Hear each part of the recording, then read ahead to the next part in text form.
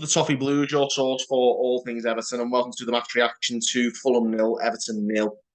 Everton grind out a hard-earned point at Craven Cottage in a game where we didn't perform particularly well. I think the flow of the play would probably suggest that we maybe didn't even deserve the point, but such as the strength of our defence that we did a very good job on them at the back and got a point which, given the circumstances, isn't the worst one. Going into the season, you might think a point of Fulham isn't the best result, but they've been in excellent form and they've been scoring goals for fun. It's the kind of a reverse of us, where they've been scoring a lot and conceding a lot, and we've been not scoring a lot and not conceding a lot. So we kept their attack quiet. We're actually the first team this season to go to Craven Cottage and keep a clean sheet. So that's a good sign that the defence has really been solidified this season, and we're not the soft touch that we were last year. I definitely think we lose this game last season. So yeah, it's a point gained, I guess. It's an away game where we've lost a few away games on the trot, so to stop that rot's a good bit of progress anyway. I would have liked us to get the win, don't get me wrong, but I think it's still horses for courses with this team. We've obviously strengthened the defence, but the attack's still very weak.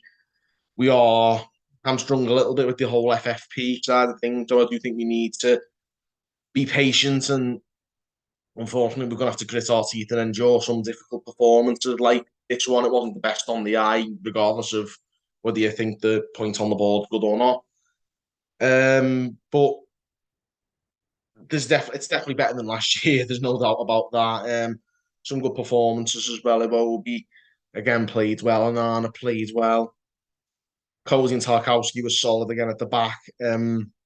Coleman struggled a little bit, as I thought he might, playing a few games in a row. Patterson came on and he wasn't obviously completely up to speed either, but between them they did enough.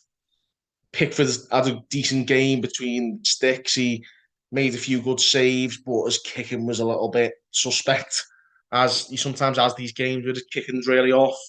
Tonight was one of those. Again, it was the attack who kind of let us down a bit. Calvert-Lewin led the line pretty well. He was putting himself about. He was winning a few headers. He seemed to be he was obviously the biggest threat out of the three. And again, it was Gordon and Gray who were struggling again. And I think it's time for McNeil to start a game, and that would probably be from the left. I would most likely drop Damari Gray. Gordon hasn't been setting the world alight either. But I think he's a little bit better off the right than Gray is, and one of those two has to go, I think, for McNeil. Yet their performances were still not up to standard. Damari Gray, I think, really stifles our attack with his poor decision making. Gordon probably the same.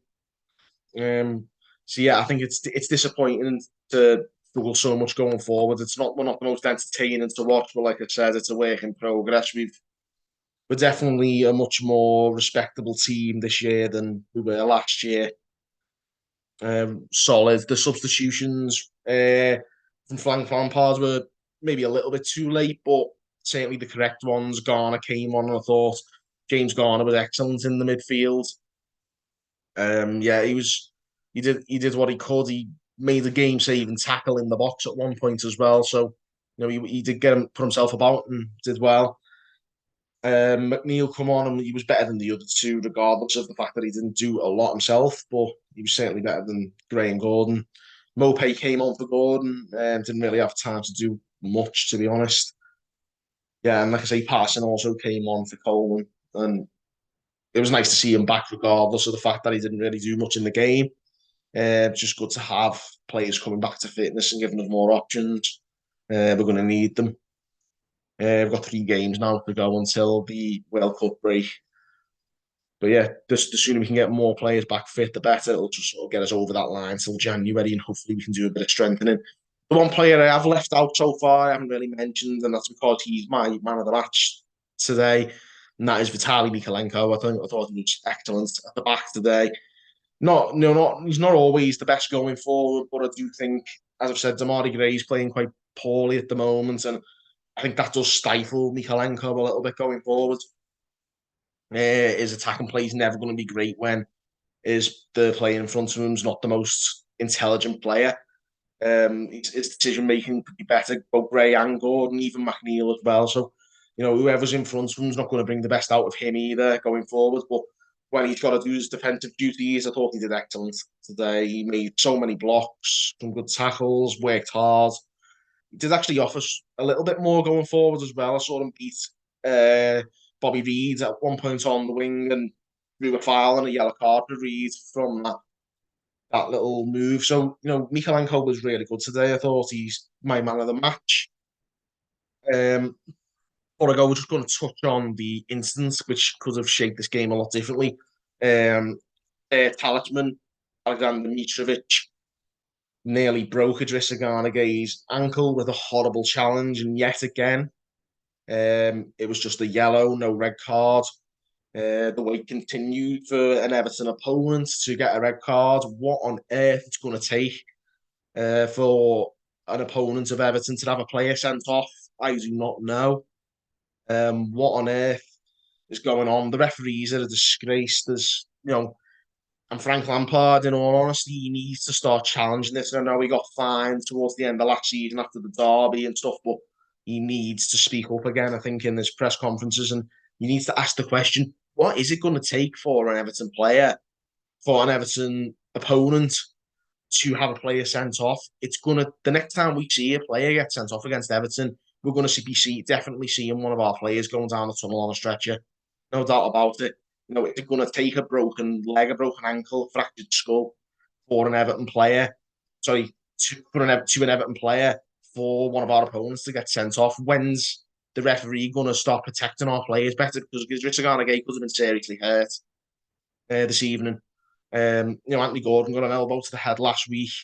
When are our players going to start getting the protection they need? I think we as a team and Frank Lampard, I know we walk a bit of a tightrope with all these disciplinary things and all the nonsense, but the fines that we're getting for them that are dropping the ocean, we need to still speak up for Everton and protect. You need to speak up for our players and needs to really put the narrative out there that we're being hard done by because we are. The players have been given minimal protection from referees, and it's going to lead to empowering players to tackle dirty as Mitrovic did today against Everton is going to lead to an Everton player being seriously hurt. So Frank Lampard needs to ask that question, I think, in a press conference. What is it going to take for a player against Everton to get sent off? Is it going to take a serious injury, such as a broken leg or whatever it may be? We don't want to see that. Regardless of what team it is, we don't want to see players getting injured in that kind of manner. So, what is it going to take for a referee to send a player off against Everton? The wait goes on 2 years now, over 2 years and a month since Eden Gibbs got a red card for a very soft thing, if I remember rightly, against when we played West Brom. Feels like a decade ago that now, but that's what it's like. We haven't really had the decisions going in our favour, and I think, like I say, I think we need to really make our voices heard as much as we can. I think we need to. I know sometimes it feels like we're talking to a brick wall, but we just need to get that narrative. You need to get people talking about how we get these decisions so often going against us and how it is going to put our players in danger eventually. Like someone's going to go off on a stretcher if the referees keep empowering players to just do what they want against Everton.